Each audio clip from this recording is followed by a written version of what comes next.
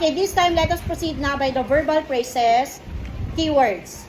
Ito yung mga terminologies na kailangan natin tandaan para malaman natin ito ba ay addition, multiplication, subtraction, or division. Alam ko, familiar na kayo dito anak kasi pinag-aralan nyo na to ng grade 7 kayo. Okay, these are the words that we're going to use if the operation is addition. Okay, boys, can you read?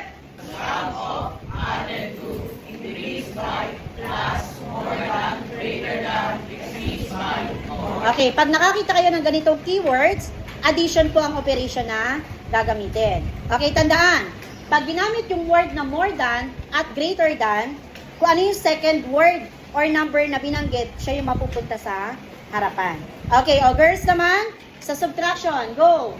The difference of divided by, decreased by, minus, subtracted from, less than, take away, less. Okay, that is the keywords. Okay, next, for multiplication, all. Product of, multiplied by, of, times, twice, thrice. When we say twice, two, thrice.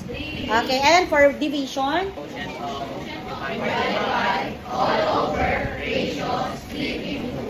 okay, so ito yung mga terminologies or keywords para mas mabilis natin ma-identify what operation we're going to use. And then ito, sinama ko na lang din. For exponent, kapag 2 ang exponent, ang basa doon ay square. Kapag 3, cube naman po.